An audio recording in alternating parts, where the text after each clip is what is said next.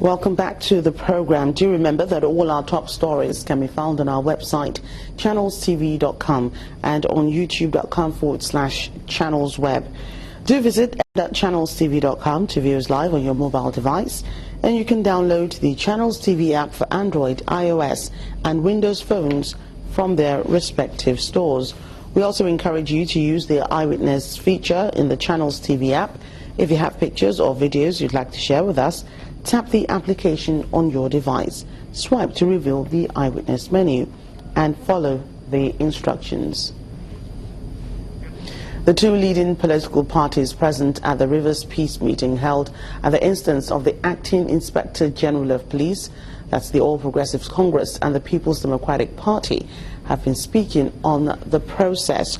Now, the APC candidate for the Rivers Southeast Senatorial District, Senator Magnus Abe, as well as the Commissioner of Information in the state, Austin Tam George, say the two parties welcome the intervention of the police and are now determined to ensure a violent-free and credible rerun elections.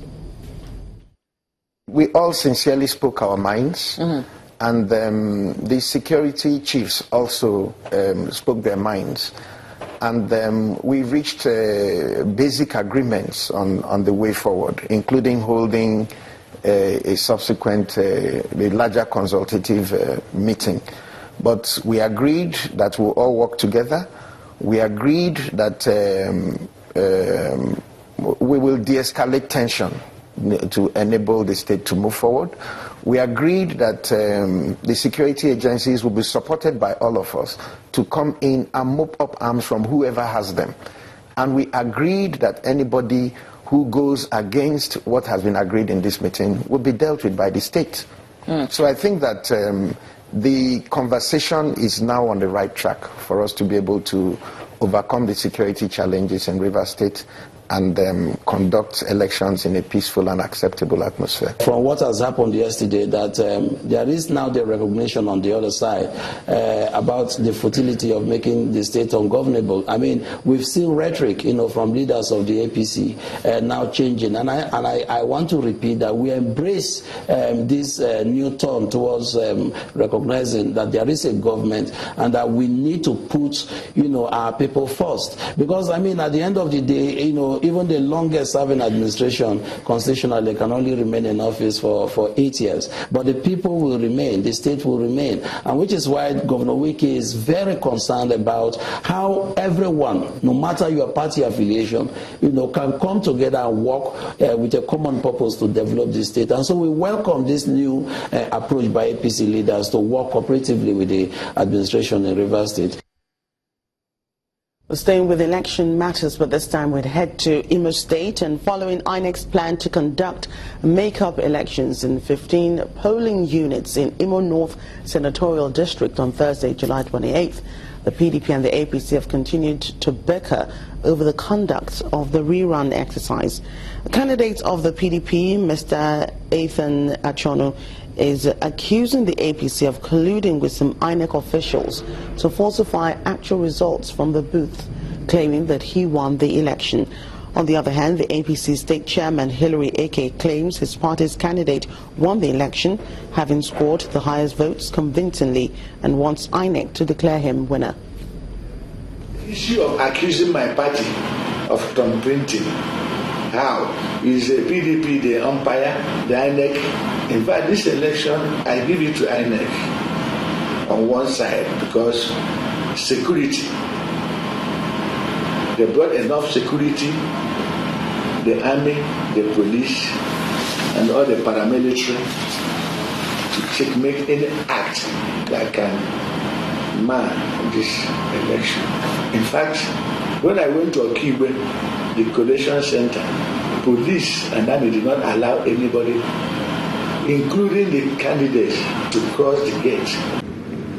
Old men, the youth, they came out en masse, defied the torrential rainfall, and voted against all expectations. You went to the various collation centers, nobody.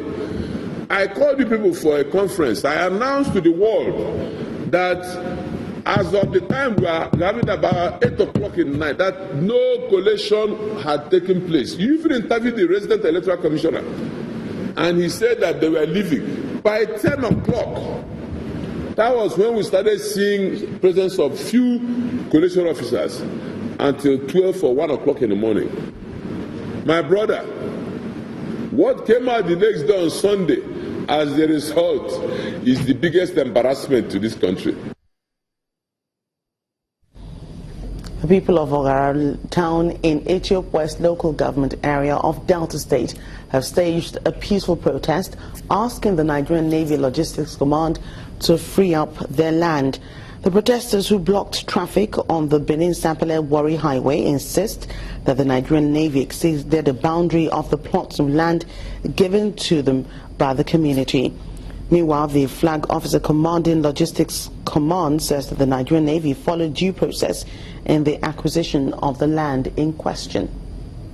The atmosphere is charged as elders, women and youth of Oghara community in Delta State gather at the community center to protest against alleged forceful and illegal acquisition of their ancestral farmlands by the Nigerian Navy for the purpose of building its logistics barracks in Oghara. Our forefather gave us that land. Yes. No man, no woman, no military, no navy. Take it away from us. From here, the protesters hit the streets and then ended up on the Otefe-Oghara junction of the Benin-Sapele-Warri Expressway. While the protest is on, the Iyase and some chiefs of Oghara are also playing host to the state government delegation led by the Commissioner for Land Survey and Urban Development, Dan Okenyi, whose mission is to resolve the dispute at the palace of the Ovio of the Kingdom. We saw some documents, the proposed or the purported C of O signed by Commissioner. In fact, that is in fact, if we call in law enforcement agents, somebody could go to jail for that. That the commissioner signing the C of O is wrong. His Excellency has mandated us to come and see for ourselves. The only thing we can assure you at this point is that our people will get justice over this matter. So we would like to appeal to you to talk to the youth to be calm while we do our work. Reacting to the allegation, the flag officer commanding Logistics Command of the Nigerian Navy, or Rear Admiral Begroy Ibe Emwo, absolves the command of any wrongdoing, insisting that all due and legal processes were adhered to in the acquisition of the disputed land. The present place you're in now, which is known as the headquarters of the Logistics Command here in Oghara, is a purpose-built outfit which enables us to coordinate all the activities we need to coordinate with respect to logistics delivery in the Nigerian Navy. The other piece of land which we also have properly ceded to the Nigerian Navy with certificate of occupancy is what we refer to as Nigerian Navy Barracks Oghara.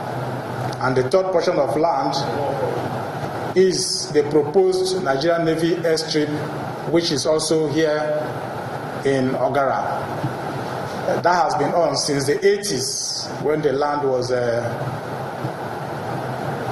given to the Nigerian Navy. Now that the Delta State government has waded into the matter with a promise to do what is expedient, it is hoped that every party in this crisis will continue to toe the line of peace and allow amicable resolution of the crisis. When news across Nigeria returns, workers in Imo State have been directed to go back to work after months of strike. That's in a moment. Please stay with us.